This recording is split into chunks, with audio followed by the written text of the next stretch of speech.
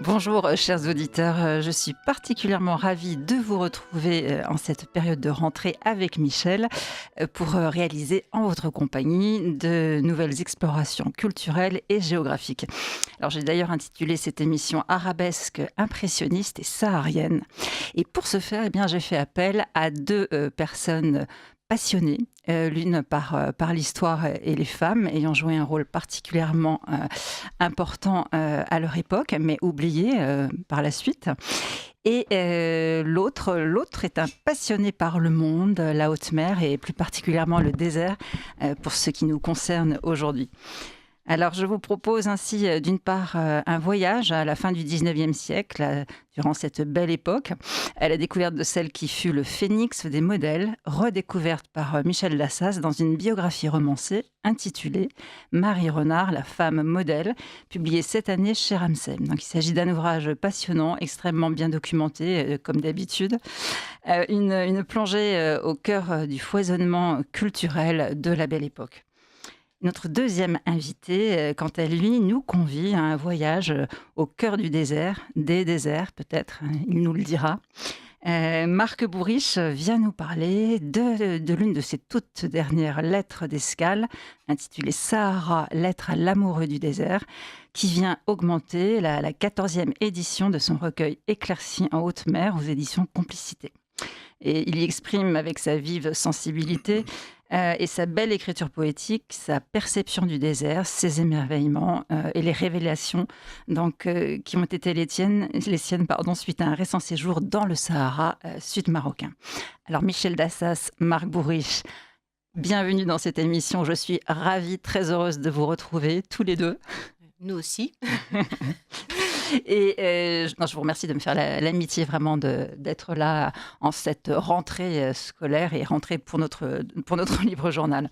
Alors pour vous présenter à nos auditeurs qui ne vous connaîtraient pas, donc Michel Dassas. Vous êtes l'auteur d'une quinzaine d'ouvrages, dont 10 romans. Vous avez reçu la médaille d'or du mérite littéraire de l'Association Arts et Lettres de France pour l'ensemble de votre œuvre. Vous êtes détentrice de nombreux prix, dont le prix de l'Académie du Maine 2023, qui a récompensé votre ouvrage sur Augustine Tuileries, l'auteur du Tour de France par 2 enfants, que vous étiez venu d'ailleurs nous présenter. Et puis, vous nous proposez donc aujourd'hui votre tout dernier roman, donc Marie Renard, la femme modèle. Marc Bourriche, vous avez été médecin, vous êtes aujourd'hui auteur, créateur, producteur de spectacles poétiques et vous êtes aussi marin au long cours. Lorsque je dis auteur, vous l'êtes donc de façon atypique, d'un seul ouvrage, Éclaircies en haute mer, pour lequel j'ai eu la grande joie de vous recevoir à plusieurs reprises, tant votre ouvrage est riche et dense. Donc, il s'agit d'un recueil constitué de lettres d'escale avec de nouvelles lettres qui viennent augmenter chaque nouvelle édition, sachant que vous avez donc tout récemment publié, donc en juin dernier, il me semble, la 14e mouture. Voilà. Et cet ouvrage a été également récompensé par le Grand Prix de l'Académie, donc Pierre-Georges Latécoère. Voilà.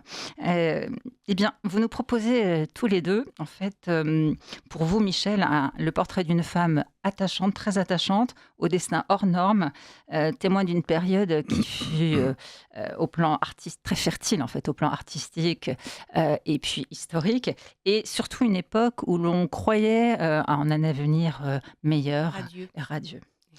Et puis vous, Marc Bourriche, eh bien, vous exprimez, vous partagez et vous transmettez cet émerveillement, ces révélations et toute la richesse que vous procure le désert. Donc 2 beaux textes dépaysants et nourrissants pour cette rentrée, chers auditeurs, comme vous l'aurez compris. Alors je vous propose de commencer d'ores et déjà avec Michel Dassas, puisque, on va dire, courtoisie oblige. Alors, Marie Renard. Donc, Marie Renard, la femme modèle. Je vais montrer à nos auditeurs le livre. Voilà, je pense qu'ils le voient là très bien. Oui, votre préface, parce que j'ai oublié de dire que vous avez une belle préface qui a été Magnifique préface, oui. écrite par Stéphane Jacques Haddad. Et alors, vous concernant, il écrit cela. Grâce à Michel Dassas, l'un de ses corps sans nom sort de l'ombre. Il recouvre une identité, mieux une âme. Donc, Michel Dassas, ma question est la suivante. Qu'est-ce qui vous incite à à faire à chaque fois ces recherches sur ces femmes du 19e, parce que c'est quand même très axé 19e siècle. Qu'est-ce qui vous Oui. plaît tant? Alors, c'est déjà la période qui me plaît énormément, qui est en fait, pas si lointaine et je m'y sens bien dans ce 19e siècle et surtout, je me sens proche, peut-être parce que j'ai une aïeule que j'ai bien connue qui était née en 1874. Je m c'est pour moi, c'est familier et surtout ce qui me frappe, c'est qu'à cette époque-là, les gens, voyaient l'avenir comme quelque chose de très prometteur. Le progrès ne pouvait apporter que bien-être et et bonheur.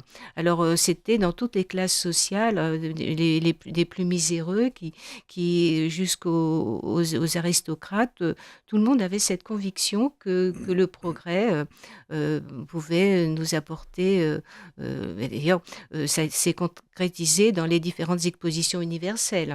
Et là, mon héroïne va en connaître 2 particulièrement, celle de 1889 et celle de 1900. À ce moment-là, elle est jeune, elle va, avoir comme les autres personnes avant, bien sûr, cette déflagration de 1914, elle est encore dans cette alors, si j'ai choisi cette femme, je ne sais pas pourquoi, en Oui. fait. Voilà, c'est ça le problème. C'est un peu comme si les héroïnes m'attiraient, me demandaient, me disaient: «Coucou, il faut parler de moi».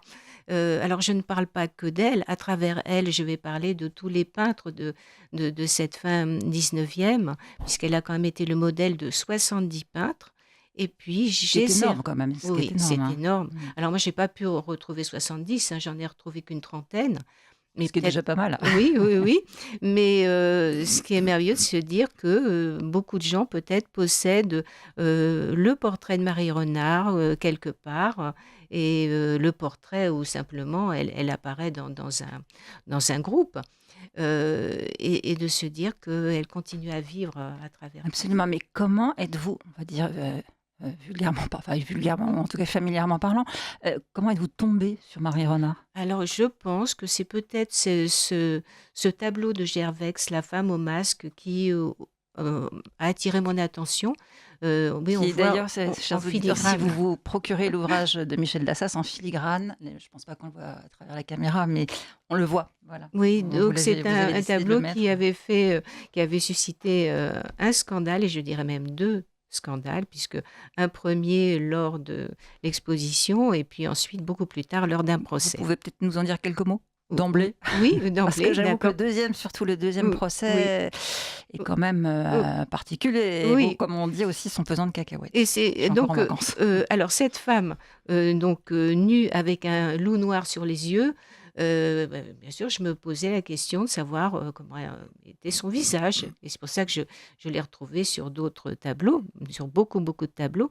Alors ce deuxième, le vrai scandale, en fait, c'est en 1902, quand une femme qui s'appelait Camille Crespin du Gast, qui, s'était, illustrée dans des, concours, des courses, automobiles, une grande sportive, hein, et puis très connue, très mondaine, et bien, quand, lors d'un procès avec son frère, celui-ci, pour essayer vraiment de la diminuer aux yeux du public, et bien, il fait passer à son avocat par son avocat, une photo du tableau de la femme au masque en disant: «Vous voyez comme ma sœur est une femme de petite vie, c'est elle qui a posé pour la femme au masque». Alors bien sûr, ça a suscité un procès, qui a été largement, donc Commenter et commenté, oui. Mmh. par la presse et c'est là que c'est une chance pour Marie, une chance pour moi, c'est que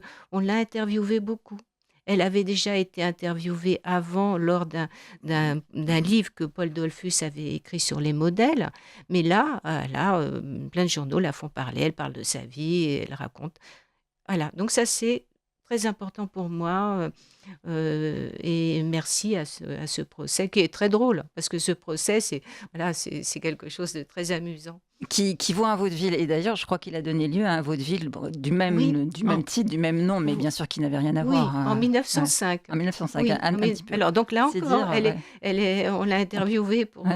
voilà, donc et puis d'autres fois, et c'est grâce à toutes ces interviews où on l'a fait parler, et puis aussi bien sûr grâce aux livres des artistes qui parlent, d'elle dans leurs souvenirs, Ouais, bien parce qu'il sûr. faut bien, on va le voir, mais au départ, Oui. Marie Renard, ne posait que habillée.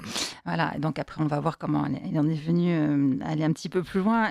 Ce que j'ai vraiment apprécié dans votre livre, d'ailleurs, ce qui en fait l'originalité, en dehors du fait qu'il fait revivre vraiment cette femme, et puis les peintres de cette époque, ou en tout cas certains peintres qui à l'époque étaient connus et qui aujourd'hui le sont beaucoup moins, voire plus du tout, eh bien, c'est que vous vous placez non pas du point de vue des grands mouvements picturaux, mais vraiment du point de vue de ce que vit le modèle. Mais Mm. oui, c'est ça l'intérêt, c'est de faire parler en fait, quelqu'un qui a participé à, à des chefs-d'œuvre, qui a contribué à, et d'ailleurs elle se considérait comme une collaboratrice. Et elle disait qu'elle ne jugeait pas, la peinture, elle avait eu comme une sorte de mission en quelque sorte, et puis comme elle aimait beaucoup, les peintres qui lui demandaient de poser, elle se donnait beaucoup de mal. C'est pour ça que c'était vraiment le phénix des modèles. Alors ça, on va le voir un tout petit peu plus loin. Je Mmh. voudrais juste, dans un premier temps, que vous nous décriviez qui elle était. Alors Quelle quand sorte de jeune femme, jeune fille, quand tout a oui. commencé finalement pour elle. Alors je la suis en fait à partir de ses 15 ans, hein, puisque c'est là que Marie Cassatt va la découvrir. Alors c'est une très jolie, jeune fille rousse, avec des beaux yeux, clairs, et donc c'est le genre de modèle que recherche Marie Cassatt, et c'est un hasard, comme, les destins sont souvent, scellés par des hasards. Marie, qui est petite Cousette, apprentie, donc, elle habite, à côté de la place Pigalle, et elle Donc à en Paris. oui, et elle doit, tous les matins aller chercher le pain pour les couturières, et puis en même temps, elle promène les 2 griffons de sa patronne, et à côté de la boulangerie, il y a l'encadreur, et Marie Cassatt sort de chez l'encadreur quand, elle tombe, voilà, nez à nez avec, ce modèle, et elle ne peut pas résister, elle lui demande de venir poser pour elle. Parce que Marie Cassatt était donc peintre pour celles et ceux de nos auditeurs qui ne le sauraient Oui. peut-être pas. Qu'est-ce qu'elle peignait exactement, Marie Cassatt? Alors Marie Cassatt, donc une Américaine qui était là, donc dans le quartier, elle peignait, surtout, des scènes familières. C'était, plus tard, elle va surtout peindre, sa famille, mais là, elle est encore dans sa période où elle peint des modèles. Elle aime bien, les mettre en situation, mais une situation, voilà, et les gens doivent être comme ils sont naturellement. Elle ne veut pas que les gens posent de façon rigide, Mmh. et puis surtout elle a des couleurs, elle admire énormément, Degas, et qui habite aussi dans le coin, et elle voudrait vraiment imiter la peinture de Degas. Elle est fascinée par les couleurs, par le mouvement du pinceau, sur la toile. Elle dit qu'un jour, elle est restée, vraiment, devant une vitrine où il y avait des tableaux de Degas, à regarder et à essayer de bien mettre dans sa tête, étudier vraiment comment il pouvait réussir à faire des choses aussi magnifiques. Alors, revenons donc à cette rencontre. Donc elle la rencontre, elle la voit avec sa rousseur, parce que le fait d'être rousse à l'époque, je crois que Oui, c'était quand même c'était très quelque à chose la de mode. très à la mode, hein. Oui, Et donc il va falloir que Marie, dise oui. Bon, c'est une femme en l'occurrence, donc sa maman, parce qu'elle vit avec sa maman, elle est très proche d'elle. Entre parenthèses, oui, elle ne connaît pas son père, elle ne le connaîtra pas. non, non, elle est enfant, illégitime de père inconnu. Sa mère l'a eu relativement tard, puisqu'elle l'a eu à 38 ans. mais c'est la prunelle ses yeux. Mmh. Enfin, je veux dire, Mmh. donc elle veut surtout pas que sa fille suive le même chemin entre guillemets qu'elle. Elle voudrait plutôt qu'elle soit couturière et qu'elle gagne sa vie. Donc, elle va être assez réticente au départ, la mère de Marie. Mais comme c'est une femme, en fait, peintre, elle va se laisser faire. Et voilà. Alors, avant de rentrer dans d'autres détails, de voir la suite donc de la vie, le parcours hors norme de Marie Renard, on le disait tout à l'heure, un des intérêts aussi de ce livre, c'est donc de nous faire revivre aussi des peintres qui ont été importants, connus à l'époque. Et j'aimerais juste peut-être en début d'émission, avec vous, Michel Dassas, que nous parlions de certains d'entre eux et surtout de tableaux pour lesquels Marie Renard a posé, puisque nous n'avons pas de photos malheureusement, Non, comme vous le dites, vous n'avez aucune pas réussi photo à trouver d'elle. de Non. photos. Donc on ne peut s'imaginer le physique finalement de Marie Oui. Renard qu'à travers ces différentes peintures. En sachant en plus, comme vous le disiez, c'est qu'elle a été peinte, en tout cas de couleurs de cheveux différents en fonction des peintres Oui, aussi. Hein. parce qu'il y a des peintres qui, en fait, mettaient dans leur toile ce qu'ils voulaient bien mettre, ce qu'ils ressentaient, ce qu'ils voyaient à travers le modèle. Et quelquefois, j'ai beaucoup de mal, quelquefois, à voir la ressemblance entre la Marie d'un tableau et d'un autre. Quelquefois, j'arrive, mais c'est pas simple. Ouais. Alors, je vous propose de commencer par, c'est un choix qu'on a fait ensemble aussi, donc on va présenter à peu près 6 toiles, hein, chers Oui, auditeurs. Alors vous pourrez les voir, évidemment là on ne peut pas vous les montrer, mais sachant que cette émission est filmée, donc vous pourrez la retrouver sur YouTube, je pense dès demain, après-demain, et là vous pourrez voir donc les photos, les images donc, de ces peintures. Alors un premier peintre, Helbut, oui. Ferdinand Helbut, Ferdinand Helbut, qui était un peintre apparemment très aimé de ses contemporains.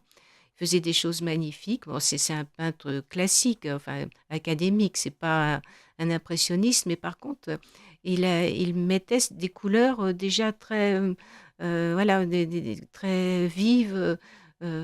Et s'assied vraiment à Marie parce que il va la faire poser beaucoup. Elle n'est pas dénudée, elle est toujours habillée soit en bourgeois, soit en femme avec juste les cheveux en cheveux, comme on disait à l'époque. Souvent près d'une eau calme, les rives de la Seine. c'est Et le cas là sur ce tableau, hein. oui, Vous c'est l'avez le choisi. cas. Hein. Et là, elle est à une période, la période des rhododendrons. Et comme ça dure pas très longtemps, je peux donc à peu près imaginer quand elle a posé. Surtout qu'il y a plusieurs toiles différentes avec ces fameux rhododendrons. Très bien, à l'arrière-plan. Et puis, bon, Berthe Morisot, elle, bien sûr, elle a traversé non pas les siècles, si, les siècles, on peut le dire maintenant, mais tout de même, il y a un tableau d'elle qui représente Marie Renard que vous avez choisi de nous montrer. Elle est dans un jardin. Oui, Femme au jardin. Alors j'ai choisi de représenter Marie sur des tableaux où elle est identifiée sur des catalogues. Parce que moi, dans ma tête, je pense que la femme donc en tenue de bal, c'est elle aussi, mais personne ne l'a authentifiée. Donc j'ai préféré vous montrer ceci. Alors, on ne reconnaît pas forcément bien Marie parce que c'est de l'impressionnisme, donc c'est surtout le mouvement, les couleurs, les sensations qui sont mises en avant. Mais comment êtes-vous sûr alors qu'il s'agit bien de Marie Ah ben Renard? parce que je veux dire, les experts ont mis ça sur un catalogue. D'accord, Donc, et d'accord. pourquoi pas? Ça correspond tout à Mhm. fait. Je sais qu'elle a posé, puisqu'elle disait qu'elle posait même dans les habits de Berthe Morisot, que Ah oui, Berthe Morisot lui oui. prêtait des habits. Et qu'elle l'amenait au bois de Boulogne. Qu'en rentrant, elles allaient prendre un café au lait, qu'elle allait prendre un café au lait chez Berthe Morisot. Donc, et au niveau date, tout correspond. Donc, oui, je suis sûr. Donc un joli tableau, donc la nature est très présente, hein, les fleurs, le Oui, jardin et puis on arrive à Gervex. Alors Gervex, je l'ai découvert moi ce peintre, grâce à vous, qui était un coloriste très doué oui, manifestement oui, et là vous avez choisi, donc un tableau qui représente une jeune femme à sa toilette, hein, oui. c'est ça? C'est parce que pareil, il y a pas de titre. Parfois, il y a pas de titre en fait à toutes ces toiles. Non, et puis quelquefois, il change parce que il disait aussi que ça pouvait s'appeler une surprise ou. Ouais. Alors, j'ai choisi cela parce que en fait, les journalistes ne s'y sont pas trompés. Quand ce tableau est sorti, il y a un journaliste qui a dit: Oh là là, mais c'est la femme au masque en chair. Donc, effectivement, ils ont reconnu que le corps pouvait bien être celui de la femme au masque. C'est quand même très fort parce que le Oui, corps dissimulé, sous des vêtements, on imagine bien ben que c'est-à-dire qu'il y a quand même un petit peu oui, il y a la poitrine qui sort, il y a, oui. des pieds, une partie de voilà et puis la Une façon de se pause peut-être? tenir, Oui, oui aussi, et oui. puis le bas du visage et cetera, sûrement. Oui, oui. Est-ce qu'on a une idée du nombre de femmes modèles à cette époque? Ah non, Mmh, je ne sais ouais. pas. Je ne sais pas. Apparemment, il devait y en avoir beaucoup parce qu'il y avait aussi des figurantes. Alors, il y avait un marché aux modèles Place Pigalle et c'est souvent des Italiennes, enfin des familles entières qui Oui. venaient se proposer leurs services aux peintres, aux rapins et puis, des modèles vraiment, le haut du pavé des modèles, n'est-ce pas? Le eh bien, il y en avait peut-être pas tant que ça, mais aussi il y avait des modèles attitrés. Par exemple, Jacques-Émile Blanche va, surtout faire travailler, Henriette Chabot et puis Marie Renard qui, comme le dit mon préfacier, pouvaient être interchangeables. Ah oui. Mmh. Et alors Jacques-Émile Blanche étant un autre peintre. Donc là, revenons à Gervex. Il a été très connu, Ah durant bah cette époque où il a peint particulièrement, Marie Renard, Ah ben non, à il vous lire? était en pleine, ascension, hein quand elle, là, par exemple, il a d'abord peint, ce fameux tableau Rolla, qui a fait un scandale, puisque c'est une femme nue, une prostituée, donc dans une position, ça a fait un gros scandale, mais ça l'a fait connaître. Or, la tête de la prostituée, c'est Marie, pas le corps, c'est la tête, seulement. Voilà, c'est donc Parce qu'à l'époque, enfin vous nous l'apprenez oui ça aussi en vous lisant, c'est que pour les nus en tout cas, et pour plein était de ch constitué de plusieurs morceaux oui, de appartenant à des modèles différents. oui, Mmh. c'est d'ailleurs Mmh. elle le dit, Marie dans une interview, elle disait que, les perfections étaient souvent faites de morceaux, de une main de quelqu'un, le profil d'une autre, voilà, de bout mis bout à bout. La perfection n'existant pas de ce moment. Alors peut-être que certains modèles comme Marie justement, avaient, un corps si parfait que et puis un visage si parfait qu'il pouvait, être modèle à lui tout seul. Alors maintenant un autre peintre Helleu, Ah oui, et assez japonisant, où on la voit donc avec cette ombrelle. Alors il lui fait des yeux un petit peu, légèrement bridés en amande, enfin oui. très Alors alors Helleu a ouais, il beaucoup va, dès le départ, enfin je veux dire très tôt, elle mmh, va, être, un modèle de Helleu bien avant qu'il devienne riche et célèbre. Elle va être, vraiment, sa muse, donc il y a plusieurs tableaux d'elle.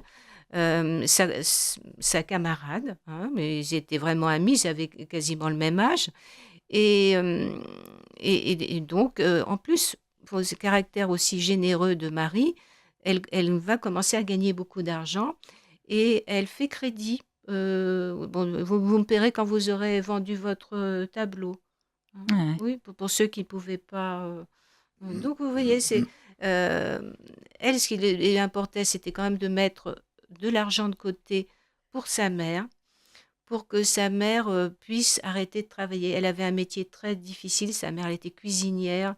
Elle, voyait sa mère vraiment se fatiguer énormément. Elle voulait lui offrir des années de repos. C'est très beau, c'est très beau.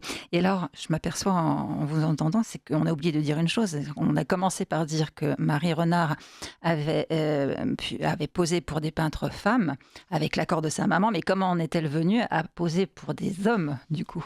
Eh ben, ça devait arriver, hein. De toute façon, les hommes parce que tous ces peintres se connaissaient et elle a aussi été donc le modèle de d'autres peintres femmes comme Louisa Béma. Louisa Béma qui était une grande amie de Sarah Bernard, laquelle Sarah Bernard était amie de Clérin. Ils avaient d'ailleurs fait un trio, du doigt dans l'œil tous les 3. Et Clérin, bon, eh bien, il va lui demander de poser. Et puis aussi, un certain Lambron des Piletières. Et puis, elle en finira. Elle dira pas tout de suite à sa mère qu'elle pose pour des hommes. Mais sa mère, ensuite, on l'apprendra. Mais comme elle voit que sa fille reste quand même raisonnable, elle va se laisser faire. Donc, on voit, alors, on continue quand même enfin, rapidement avec deux dernières toiles. Donc, une qui est réalisée par Madeleine Lemaire. Madeleine Lemaire qui était aussi un personnage peintre, donc extrêmement important de l'époque. On y reviendra un petit peu plus Oui, tard d'accord. durant l'émission. Mais sur ce tableau, en fait, c'est Marie au balcon au château de Réveillon. Oui, Donc, à nouveau des fleurs. Elle oui. jette des fleurs. Ah oui, parce que Madeleine Lemaire était l'impératrice des roses, hein. Elle faisait alors des bouquets extraordinaires. Il manquait plus que l'odeur, hein, le parfum. Donc Madeleine Lemaire a joué un rôle très très important dans sa vie. Et ce fameux tableau est actuellement à la Villa du Temps retrouvé à Cabourg en exposition. Ça a été prêté apparemment par un particulier puisqu'il y a une salle consacrée à Madeleine Lemaire. Parce qu'en fait, ce qu'il faut dire, là vous parlez de Cabourg, mais juste avant, ce qu'il faut dire, c'est que Madeleine Lemaire avait un château, d'ailleurs, je crois, à À Réveillon, Réveillon, oui, oui. d'une part, et puis aussi, enfin, là, on extrapole un petit peu sur Cabourg, Mmh. elle a eu aussi l'occasion, Marie, d'aller à Dieppe. Oui.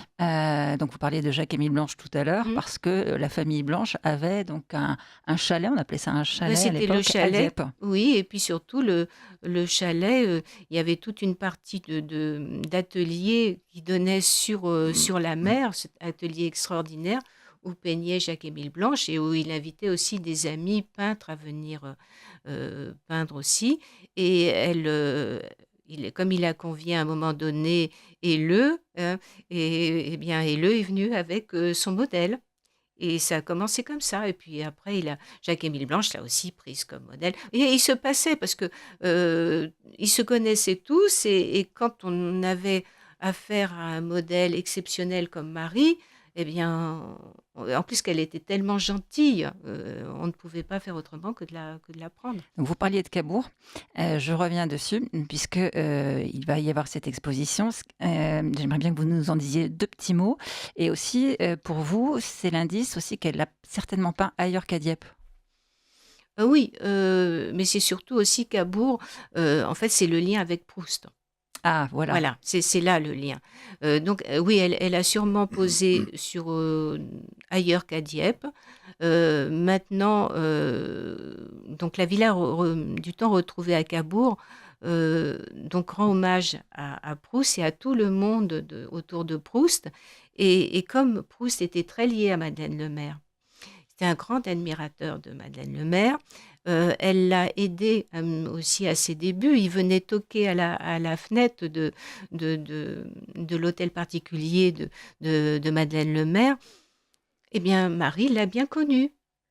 Et donc, ce tableau qui est dans une collection particulière, donc, est vraiment une illustration de la Marie telle qu'elle pouvait être dans ce château de Réveillon, habillée donc en bourgeoise. Elle n'a pas cette fois, elle ne porte rien sur la tête. On voit sa magnifique chevelure rousse et toute la grâce de ce geste d'une rose qui est envoyée dans la cour. Magnifique, magnifique. Donc, Nous avons un message. Oui, Michel, peut-être D'accord, 2 petites minutes. On entendu. termine juste avec le dernier peintre, et nous laissons la parole après à nos auditeurs, c'est promis. Très bien. Après Madeleine Lemaire, James Tissot. Un mot de James Tissot que j'ai découvert aussi. Et une œuvre toute particulière où Marie figure, oui. de façon tout à fait chaste, hein, bien Oui, sûr. oui, puisque c'est la Vierge Marie. Donc, elle était très fière d'avoir. C'était une immense œuvre qu'avait entrepris James Tissot, qui avait été touché par la foi, et donc sur la vie de Jésus. Et notre Marie jouait la Vierge. Elle disait que elle faisait ça très bien. Enfin, je veux dire, ça venait tout naturellement. Elle mettait ses mains comme ça, et puis tout d'un coup, comme si la grâce l'avait touchée, elle se mettait dans. Voilà. Donc une belle petite série déjà Oui. de portraits, donc chers auditeurs, que vous pourrez découvrir encore une fois donc sur YouTube, sur la vidéo de cette émission. Donc Elle bute comme peintre, Berthe Morisot qu'on connaît, Gervex, Helleu, Madeleine Lemaire et James Tissot. Alors je crois, Michel, qu'il est Oui. l'heure de nous identifier et de faire parler, de donner la parole à nos auditeurs. Voilà. Vous écoutez Radio Courtoisie, le libre journal des cultures et de l'exploration, du 4 septembre 2025, dirigé par Pascal Morer, assisté de Michel.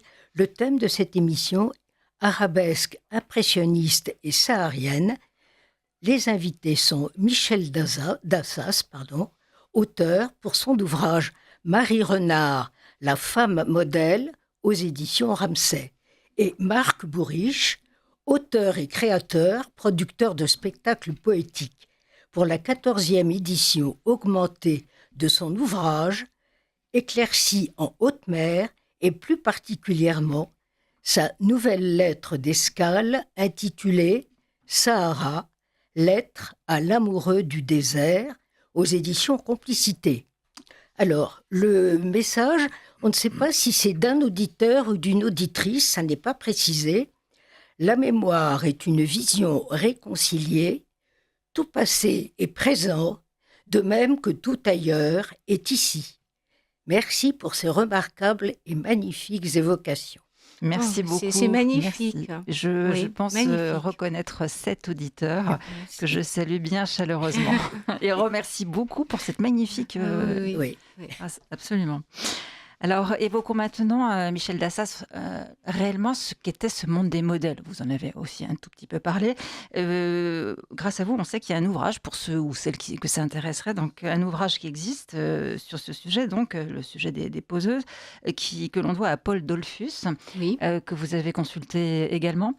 Et qui parle de Marie. Oui, j'ai donc acheté ce vieux livre et il parle de Marie. Et donc, c'est les personnes qui ont lu ce livre donc, ont su que derrière la femme au masque se cachait Marie, parce que il l'avait interviewée, il avait justement noté, il était allé chez elle et il avait noté qu'elle vivait une vie toute de retenue, une vie auprès de sa vieille mère.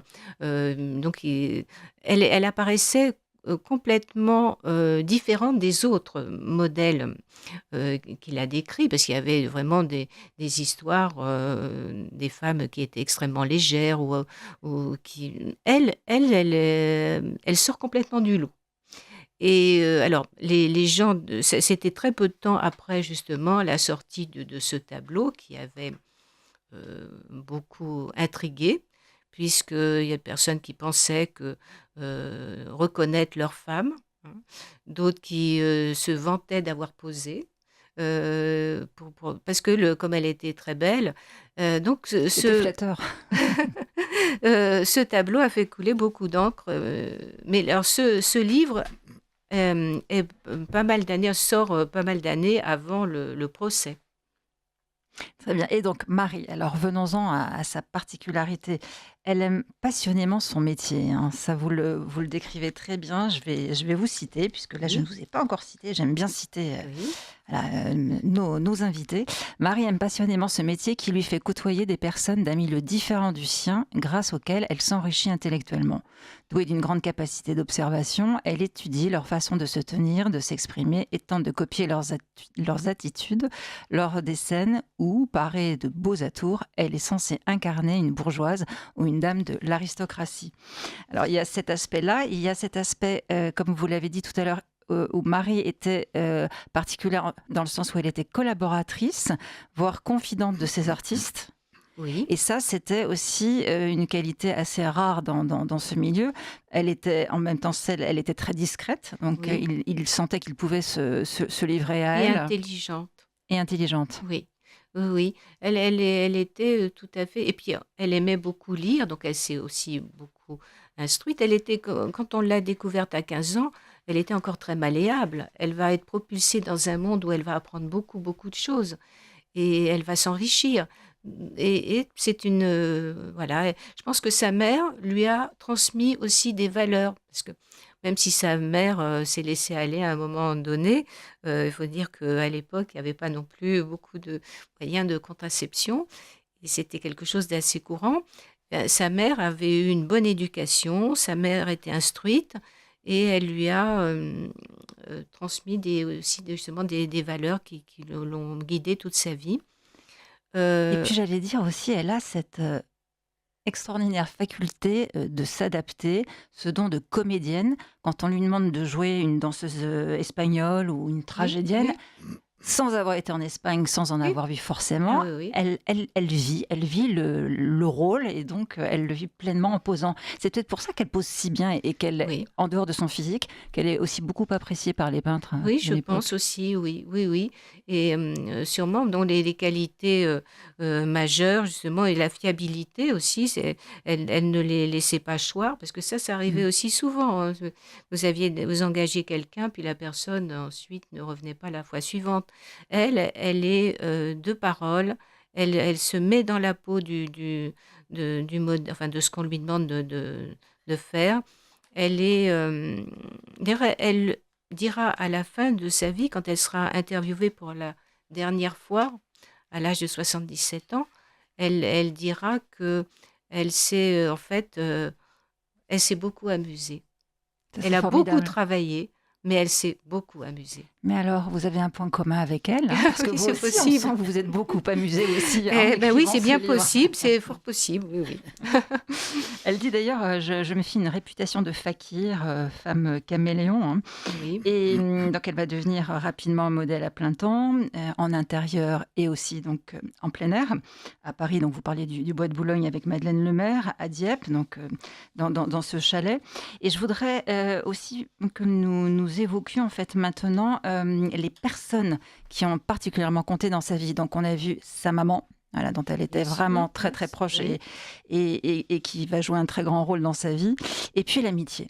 Voilà, et l'amitié qui est quand même centrale aussi dans son existence, oui, avec, peut-être peut-on parler Albert Lambron des Piletières, oui. que vous avez évoqué tout à l'heure très rapidement, qui était un peintre et cet homme très cultivé qui va peut-être être en quelque sorte son Pygmalion. Oui, il était beaucoup plus âgé qu'elle. Il va la respecter, hein, bien sûr, même s'il peut y avoir, on suppose, un moment d'intimité, mais il va lui apprendre beaucoup et euh, tous les deux, ils vont être deux complices. Parce que Lambron des Piletières va en fait connaître plutôt un début de notoriété avant la connaissance de Marie.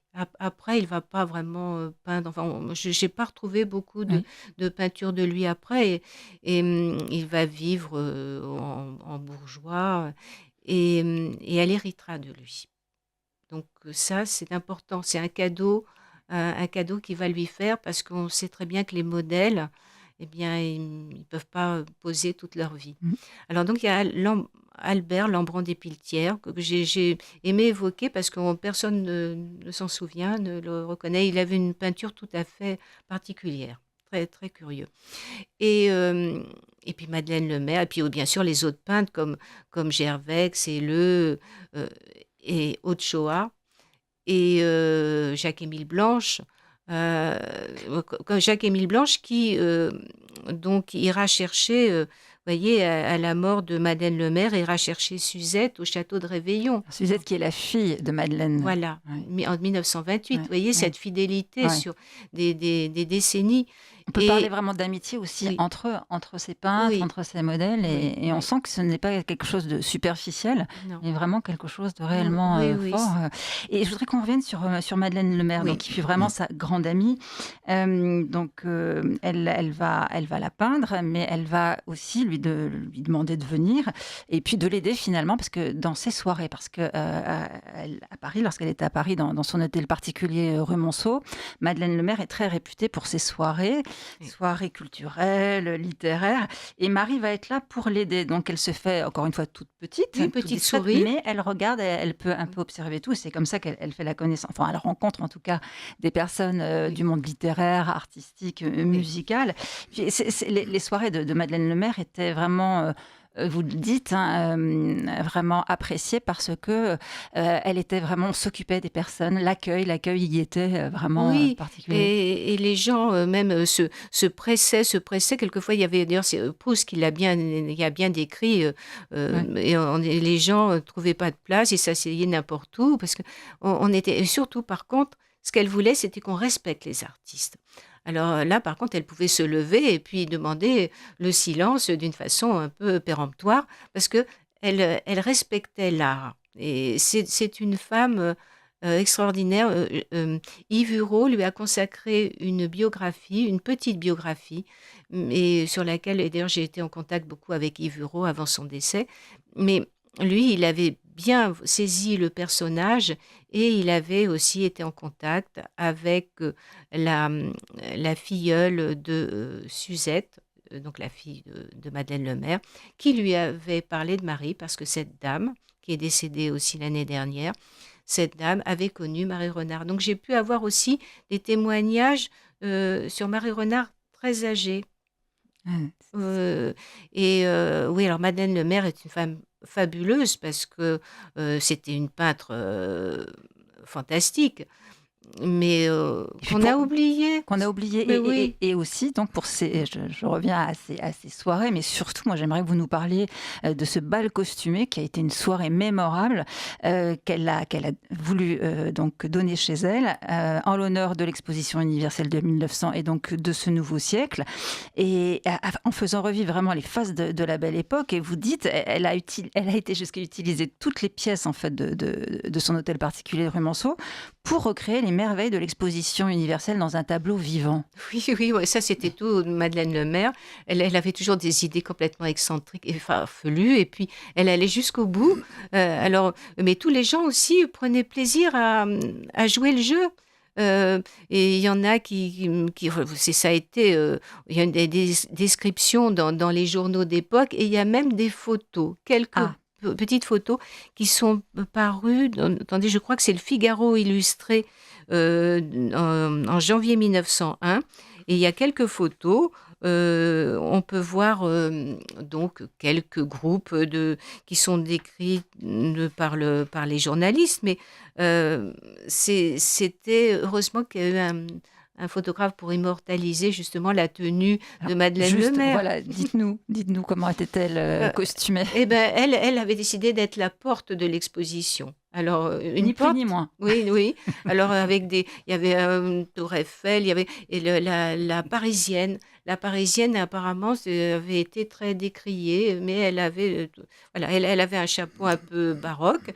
Sa fille était déguisée en fée, la fée électricité, Ah oui. puisque c'était vraiment le bonheur absolu, l'électricité qui allait tout révolutionner. Et puis tous ces gens-là ont fêté l'avènement d'un nouveau siècle dans la joie, la bonne humeur, et avec des facéties les Qu'on leur plus... envie Oui, aujourd'hui. oui, oui. Oui, ben, il fallait bien s'amuser aussi, se distraire. C'est vrai qu'il y en a qui n'avaient pas beaucoup d'activités à part voilà, des activités intellectuelles. Mm.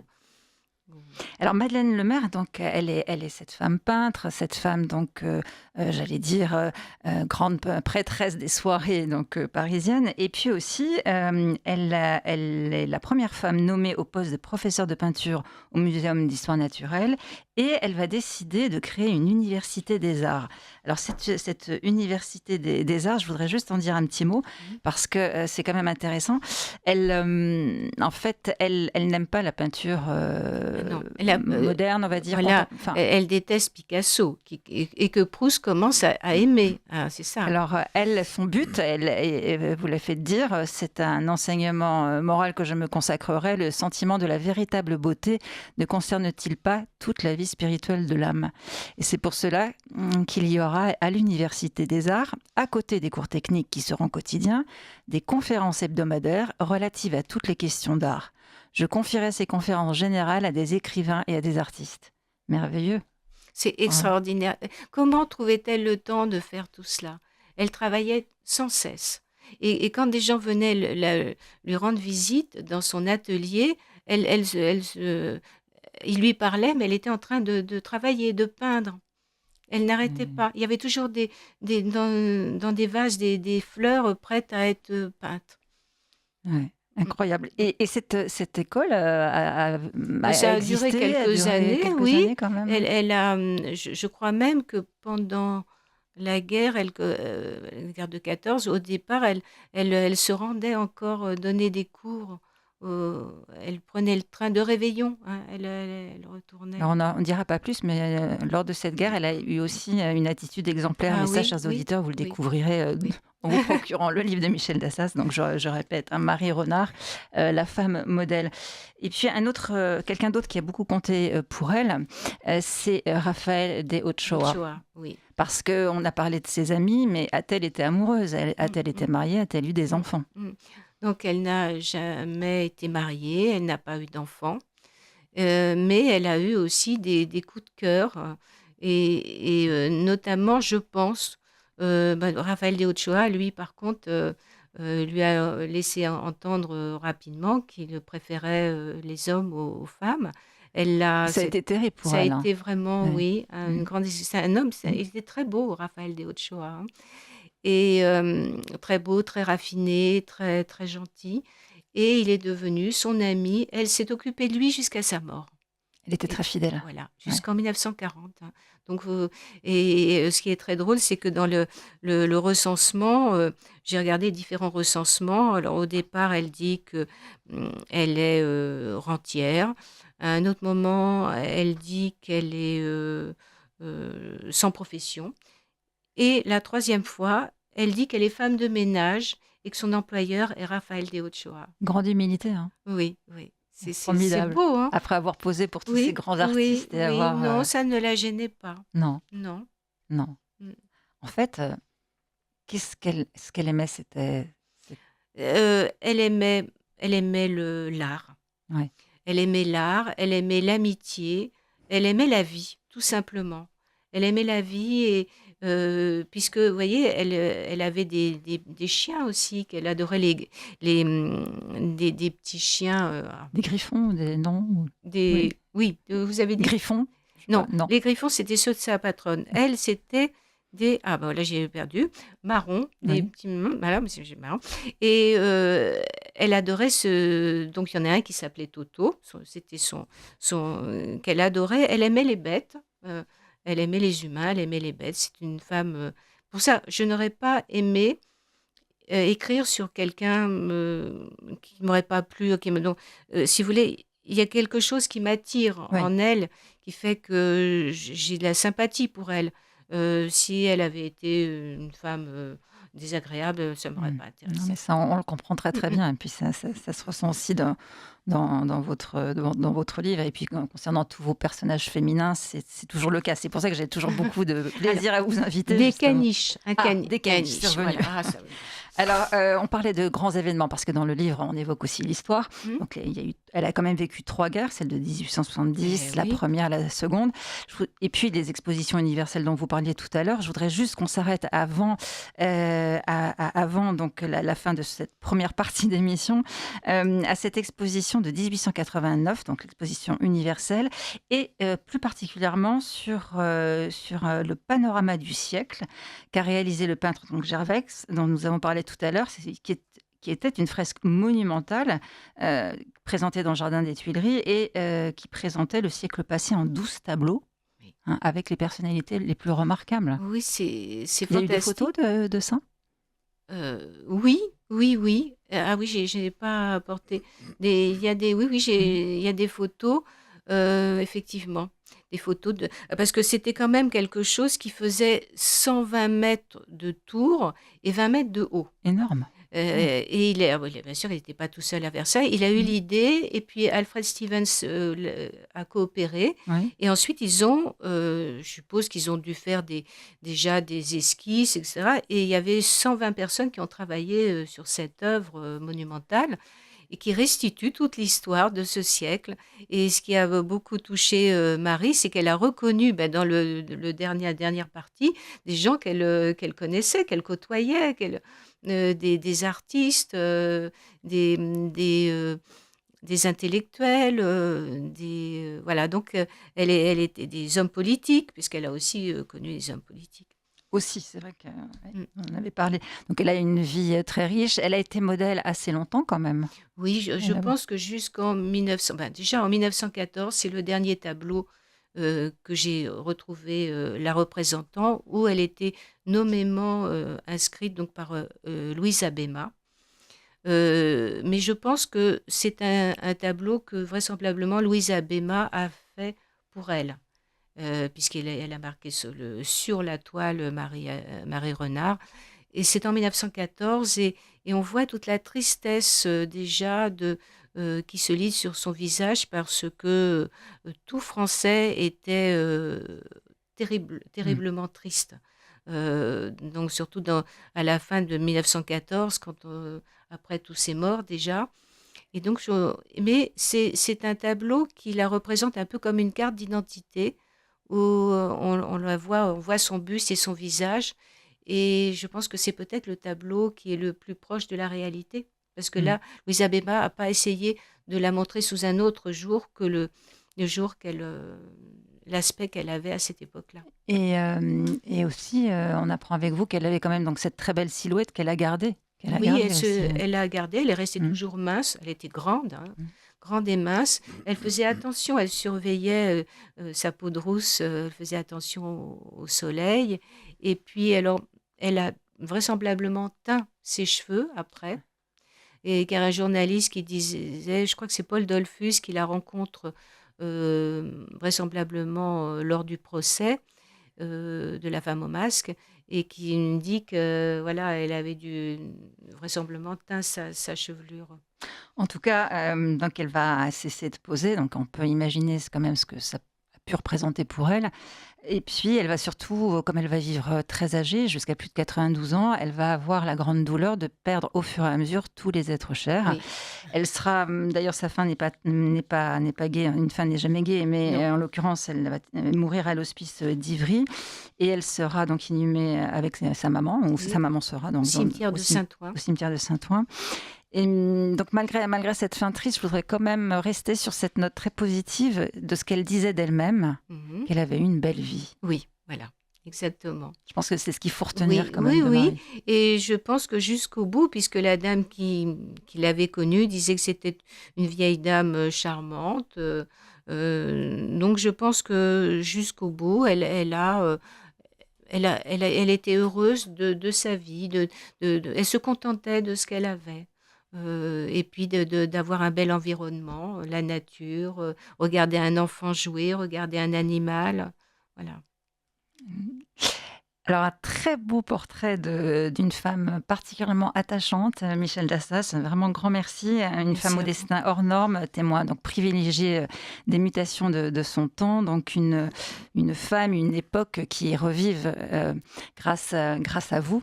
Vraiment dans cette fresque vivante, très bien menée, très colorée. Et on attend de vous votre prochaine héroïne. Alors, grand merci, Michel Merci Dassas. beaucoup. Donc, je rappelle le Merci. titre de votre livre, Marie Renard, la femme modèle, édité chez Ramsay.